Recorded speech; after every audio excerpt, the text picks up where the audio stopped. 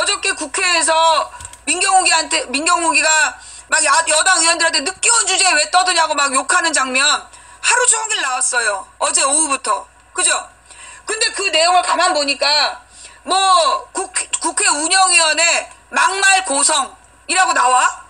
그렇게 딱 멘트가 나와. 자막이. 그리고 난 다음에 민경욱이가 어디서 늦게 온 주제에 떠드는 거냐고 소리를 질러. 그리고 그 다음 장면이 여당 의원들이 짐 싸갖고 나가는 장면이 나오고 끝이야. 거기서 왜 고성에 오고 갔는지는 연합뉴스에서는 절대 얘기해주지 않았어. 그죠? 그 화면이 딱 나와요. 그럼 민경욱이가 누구냐 하면 그게 KBS 앵커야. 앵커 출신이야.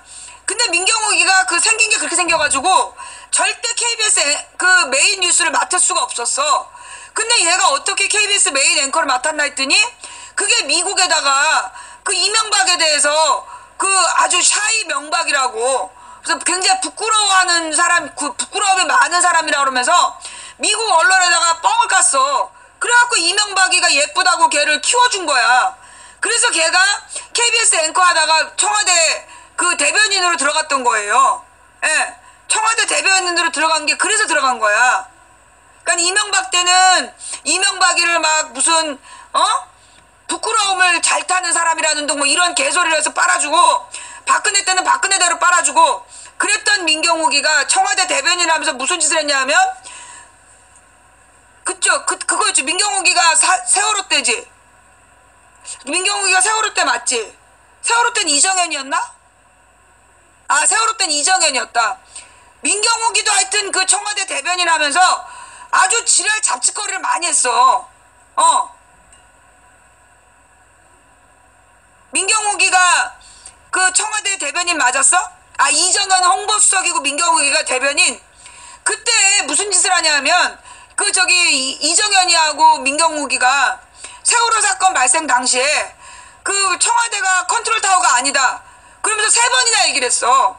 5월달에 그 4월달에 사고 터지고 4월 말부터 5월까지 3번이나 청와대가 컨트롤타워 아니라고 공식적으로 공언을 했어요. 청와대 책임 아니라고. 그런데 박근혜 베프 진숙이가 뭐 어떻게 해야 돼요? 걔가 만든 해양수산부 그 매뉴얼이 있었어. 해난사고 매뉴얼. 그 해난사고 매뉴얼에 보면 이런 갑작스러운 해난사고가 일어나면 그러면 청와대가 컨트롤타워다라고 딱 정해져 있었어요. 예. 우리 진숙이가 가면서 박근혜 뒤통수에다가 도끼 꽂아놓고 간 거였지. 예. 그러니까 그 진숙이도 불고 갔다니까. 진숙이의 그 매뉴얼이 해난사고 매뉴얼이 떴어. 그래가지고 그게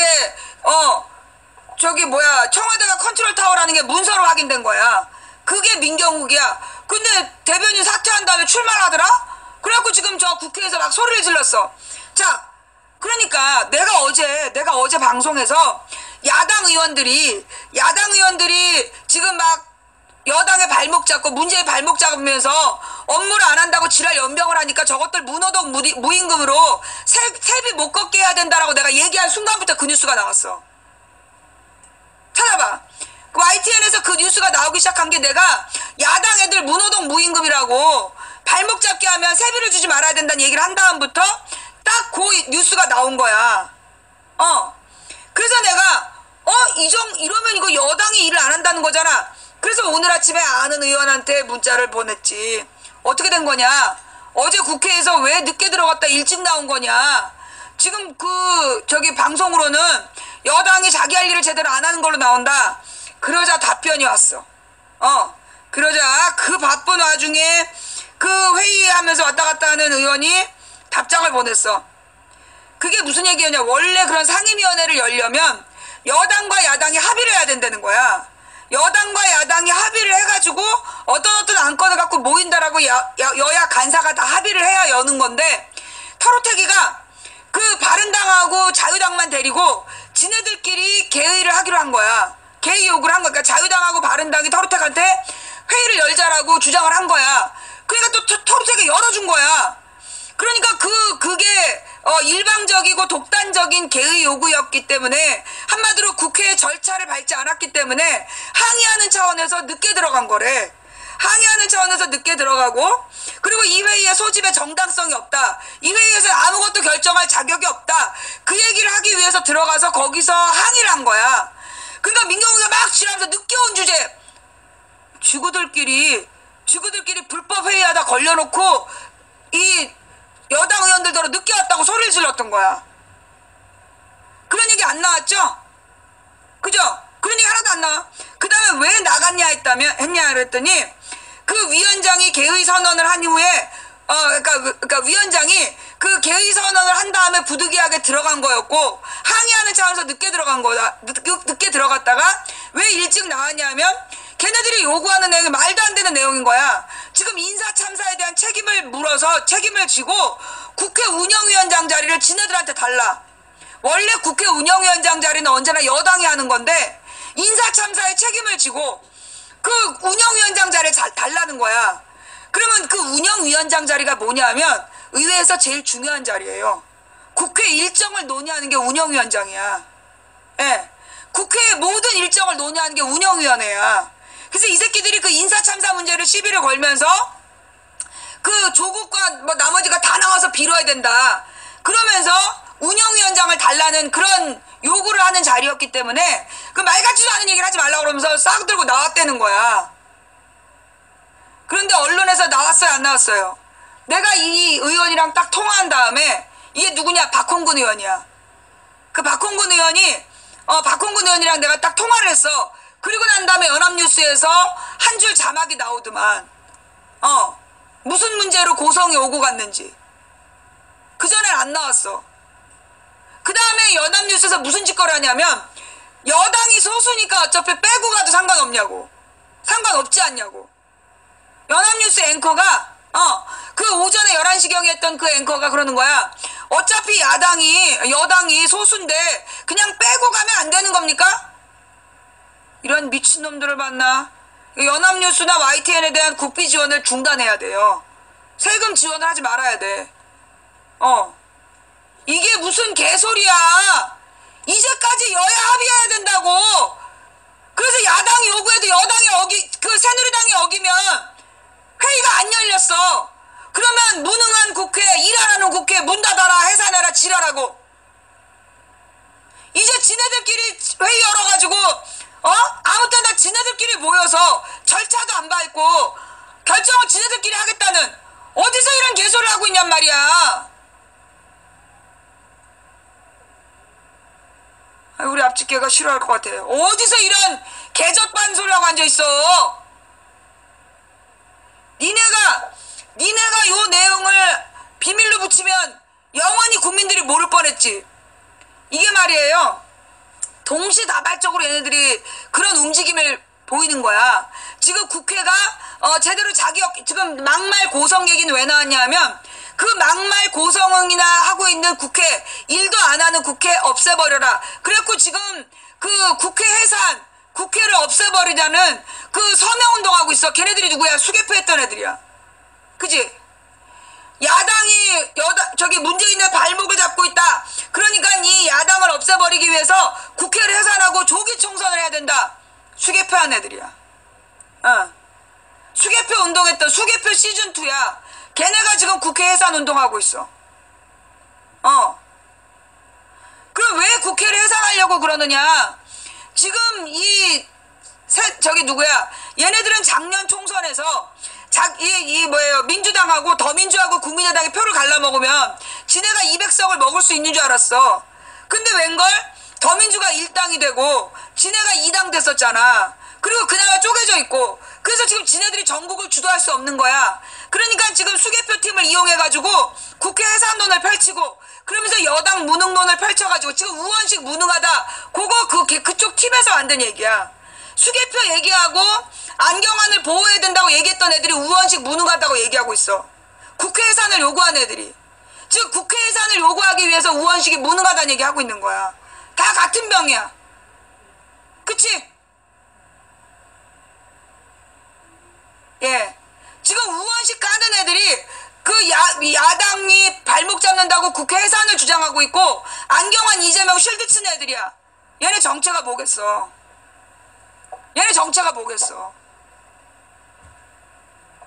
딱 보이잖아.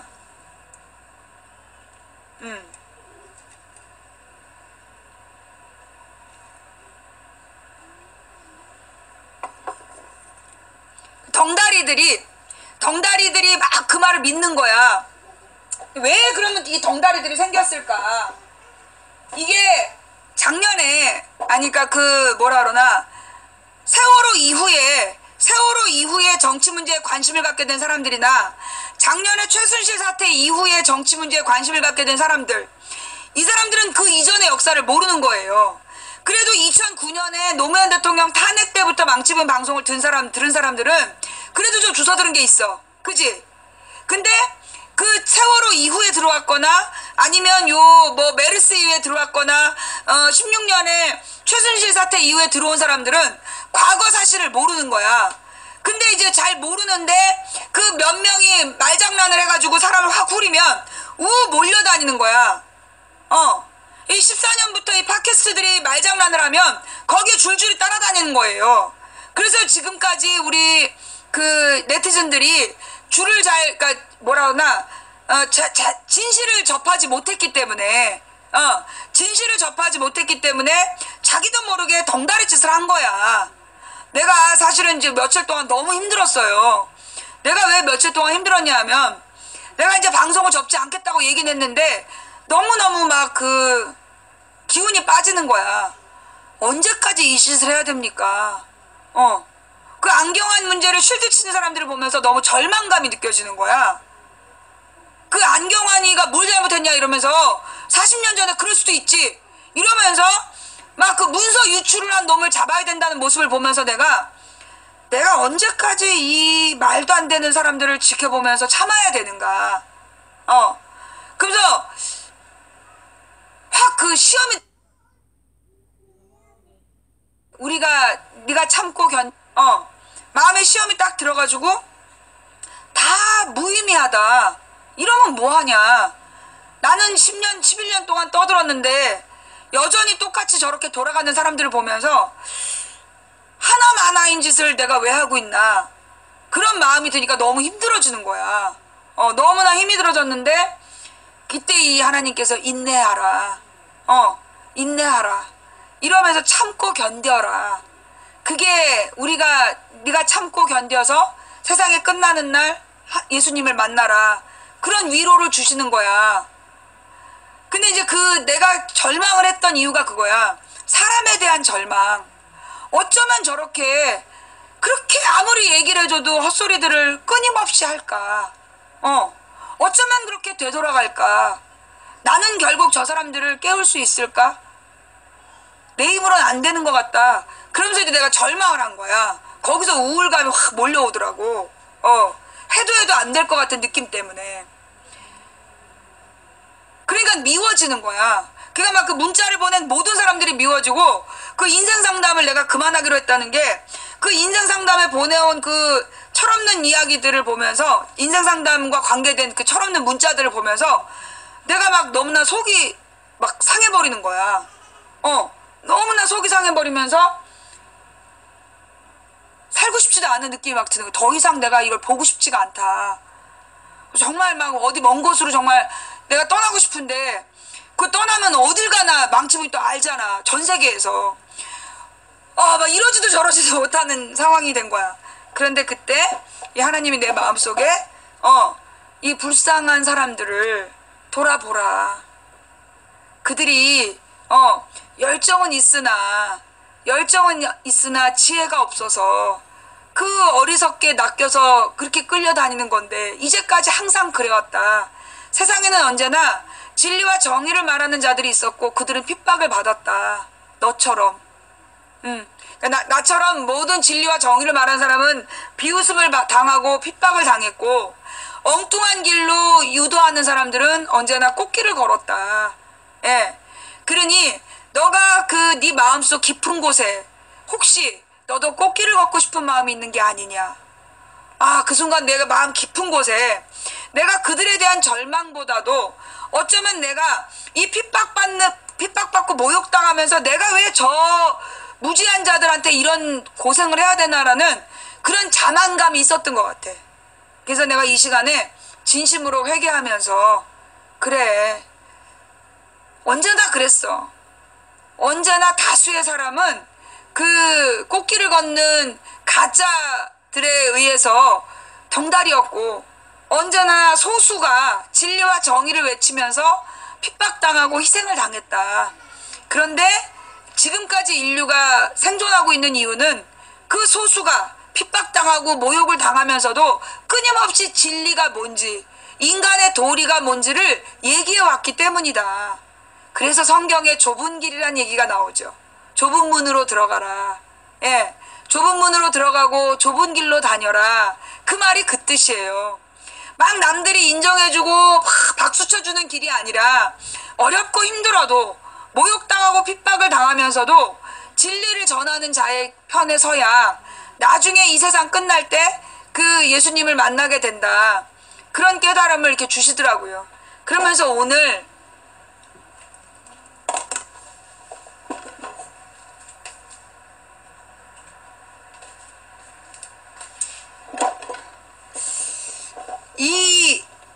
이 말씀이 누구에 대한 이야기인지는 모르겠어요. 근데 한번 들어보세요. 성경에 이와 같은 말씀이 있습니다. 내가 시온의 주춧돌을 놓고 이 보배로운 돌 위에 모든 것을 세울 것이다.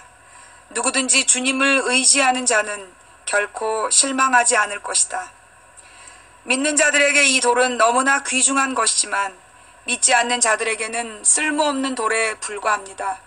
이것은 건축자들이 쓸모없어 버린 돌이 그 집 모퉁이의 머릿돌이 되었다네 라는 말씀과 걸려 넘어지게 하는 돌과 바위가 되었다라는 말씀과 같습니다. 그들은 하나님의 말씀에 순종하지 않기 때문에 넘어집니다. 바로 이것이 그들을 향한 하나님의 계획이기도 합니다.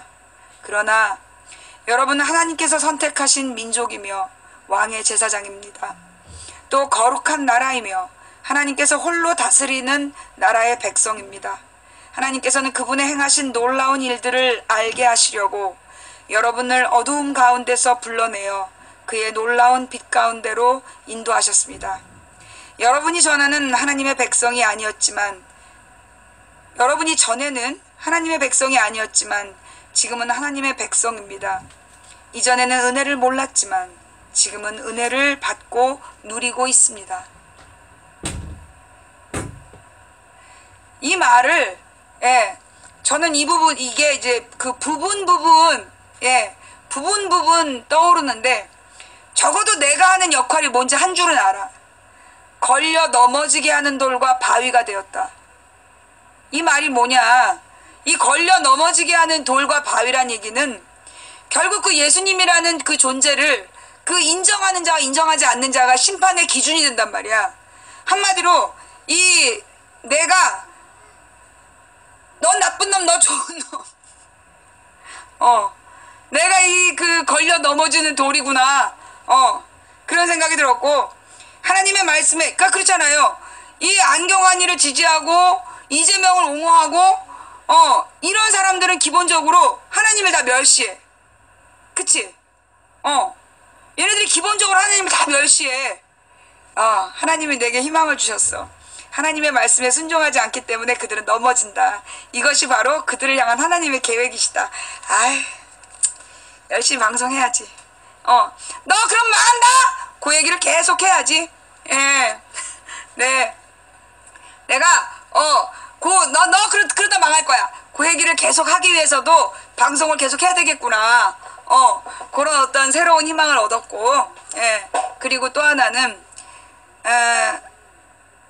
사람들이 사실 솔직히 얘기해가지고 우리 지금 있는 시청자분들 중에 옛날에 망치 부인이 이런저런 얘기할 때 여러분이 안 믿었다가 그 오랜 시간 지켜보면서 믿게 되신 분, 나에 대해서 이 여자 처음에 웃기는 여자다, 무슨 말 같지도 않은 얘기를 하냐, 대세가 이렇게 가고 있는데 꼭 망치 부인 대세하고 딴 얘기를 해. 전 진짜 이상한 여자라고 생각했다가 오랫동안 지켜보면서 나에 대한 생각이 바뀐 사람. 우리 방송에 그런 분이 한 2,000명 되는 것 같아요. 예. 지금 이 방송에 시청자가 한 6,000명이면 그 중에 한 2,000명이 그런 분인 것 같아. 옛날에 그러니까 왜냐면 옛날에는 사람이 적었잖아. 2007년에는 200명, 2008년에 500명, 그리고 2009년에 1000명, 2010년에 2000명. 2011년에 3,000명, 그리고 2012년에 내가 감옥 가고 나서 돌아온 다음에 1,600명으로 도로 떨어져. 그랬다가 세월호 사건 터지고 나서 이게 4, 5천 명으로 다시 올라간 거거든요. 그래서 지금 6천 명까지 늘어났는데, 지금 듣고 있는 사람들 중에 한 3분의 1은 과거에 나를 보면서 뭐 이런 여자가 다 있나, 그래서 내 말을 믿지 않고 나를 우습게 알면서 그렇게 비웃고 쌍욕도 했다가 그러다가 나중에 시간이 지나고 나니까 어때요? 시간이 지나서 보니까 망치가 했던 말이 다 맞았지. 응? 예. 시간이 지나고 나서 보니까 내가 했던 얘기가 다 맞았지? 응.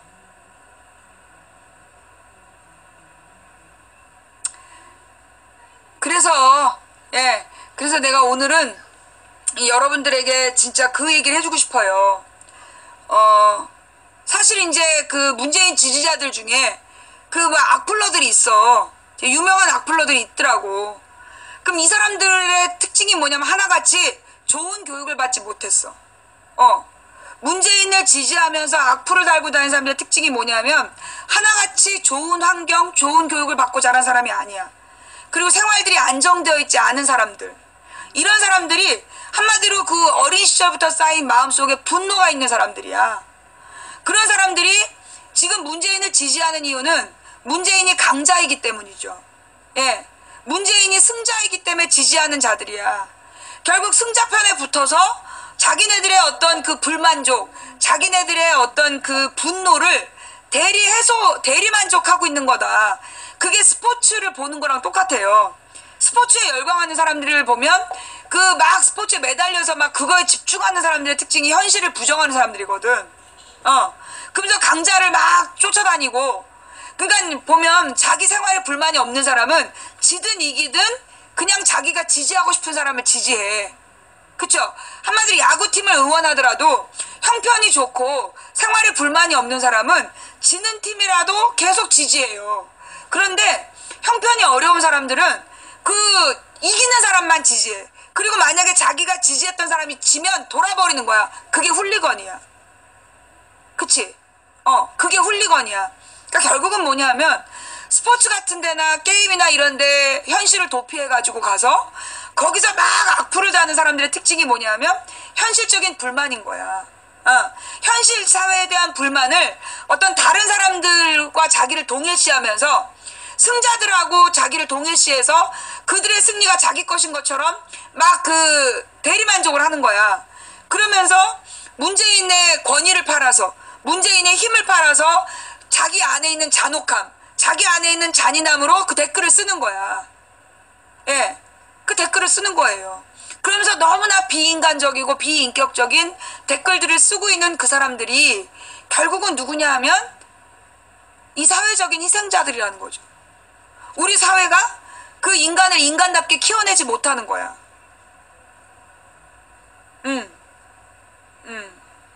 그 상대적 가난이 그래서 나쁘다. 되게 전문 용어인데요. 맞는 말이에요.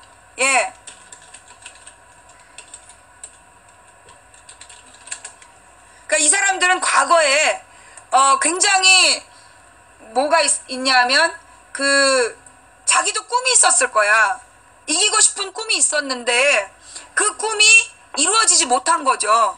그러다 보니까 이 사람들이 점점 우울감에 빠져 있고 모든 게 안 되는 것 같았는데 자기가 문재인을 지지한, 문재인이 이길 것 같거든. 그러니까 문재인을 지지하면서 그런 어떤 승자, 강자의 위치에 자기가 서보게 된 거죠. 그러니까 이제 이 박사모가 아주 잔혹한 모습을 보인 것과 마찬가지야.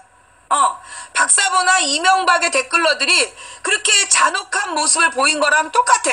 지금 문재인을 지지한다고 떠벌리고 다니는 악플러들이 그 박사모나 이명박을 지지하는 악플러들과 똑같은 이유가 그거예요.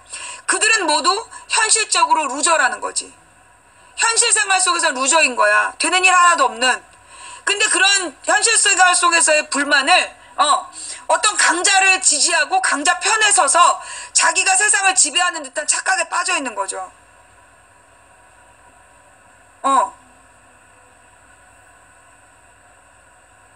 무슨 얘기인지 알겠어요? 네. 그러니까 그 일배를 만든 심리도 그거야. 일부러 여러분 제가 무슨 얘기를 제보를 받았었냐 하면 쟤네들이 악플러들을 어떻게 키웠냐 어떻게 골라냈냐 하면 그 뭐 25명씩 하는 그 무슨 게임이 있다며 리니지인가 뭔가 그 한 25명 정도가 팀을 이루어서 하는 게임이 있는데 그 게임을 연다는 거야. 그러면 쭉 애들이 몰려오잖아. 그러면 그 팀을 운영을 하면서 막 그 채팅창에다 쌍욕을 하는 애들 있잖아. 걔네들은 냅두고 쌍욕을 하지 않는 애들 있지. 걔네들을 허위사실을 유포해갖고 걔를 내쫓는다는 거야. 뭐 걔가 여자다 싶으면 제가 아무 남자하고나 자고 다닌대. 그런 식의 얘기를 해가지고 그 정말 그 게임이 좋아서 왔는데 그 한 사람을 거기서 병신을 만드는 거야. 거기서 완전히 등신을 만들어갖고 얘를 내쫓는 거야. 그러면서 뭐 그 악플단 애들 있잖아. 걔네들만 따로 관리하는 거야. 그 얘네들의 불만은 뭐겠어? 가족들한테 따뜻한 사랑을 못 받는 거야.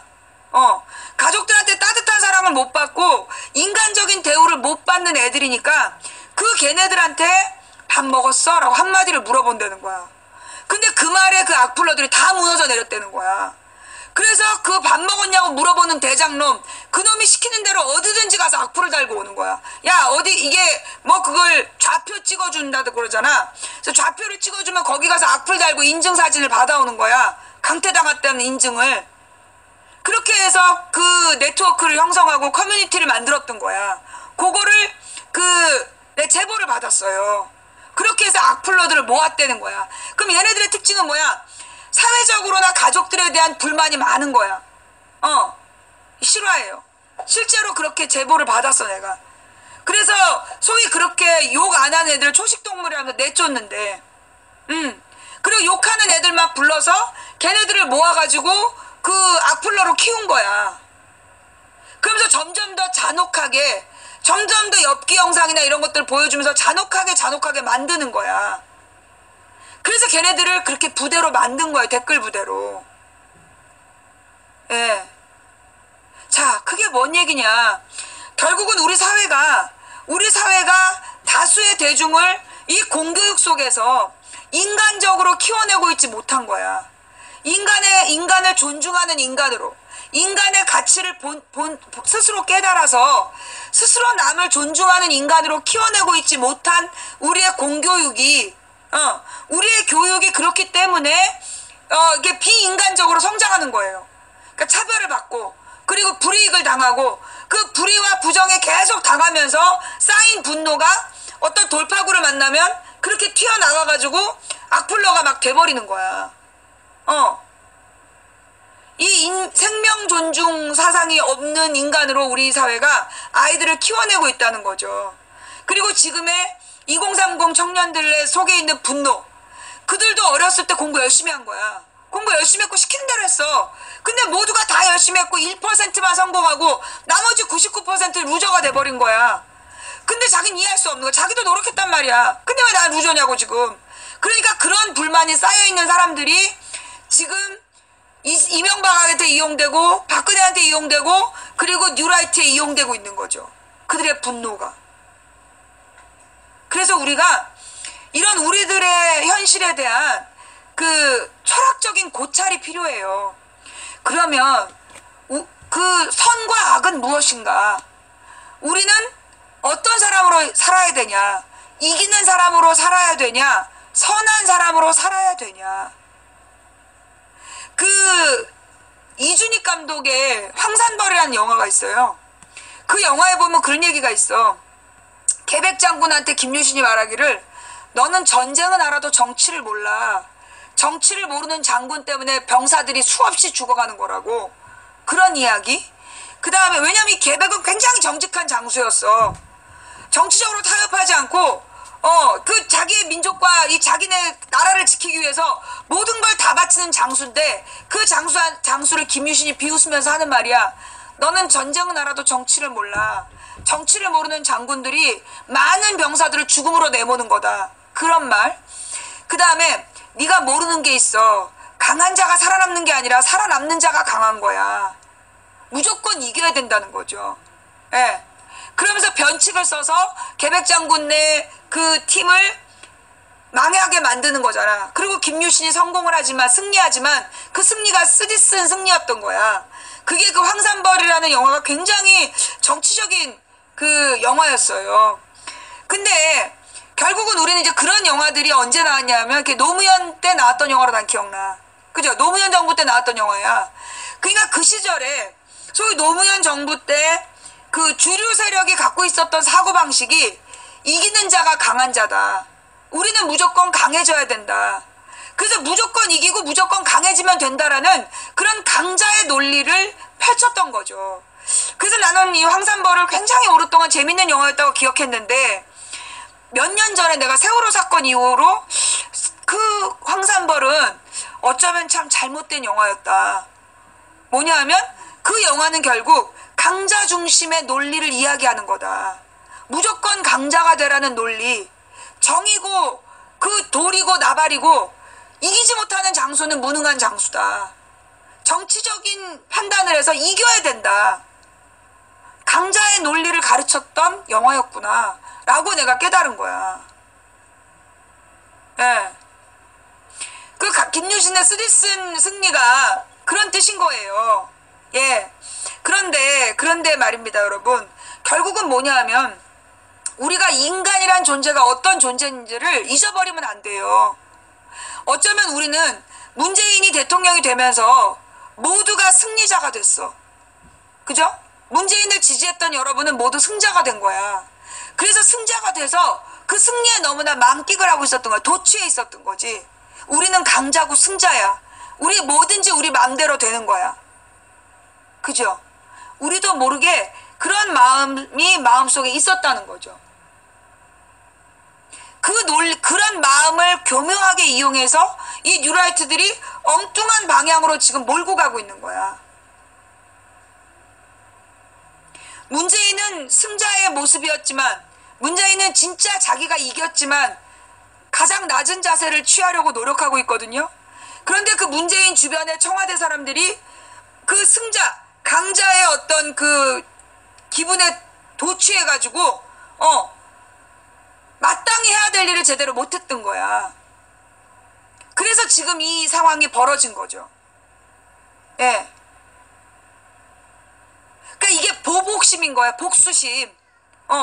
복수심으로 막 저 새끼들 다 때려잡고 싶다. 이런 생각들을 막 하게끔 그걸 부추기는 거예요. 그래서 우리가 그 여러분 망치 부인이 계속 방송에서 10년 동안 했던 얘기가 뭐냐면 진정한 민주주의자는 타인의 인권을 존중해야 된다. 그죠?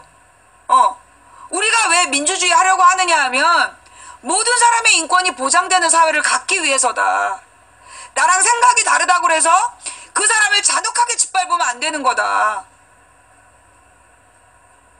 그 얘기를 계속 했던 이유가 뭐냐 하면 어쩌면 지금 우리가 고민해야 될 우리들의 방향 때문이야. 우리가 문재인을 이용해서 추구하는 우리들이 꿈꾸는 세상은 어떤 세상이냐. 힘없고 백없는 사람도 행복한 대한민국. 제가 중학교 2학년 때요. 미래 소원을 쓰라는 거야. 나중에 커서 꿈이 뭔지를 쓰라는 거야. 근데 그게 국어 시간이었어. 나는 뭐라고 썼냐면 그러니까 행복한 서민이 되고 싶다. 예, 행복한 서민이 되고 싶다고 썼어. 그러니까는 그때 선생님들이 나한테 기대가 컸는데 아니 네가 왜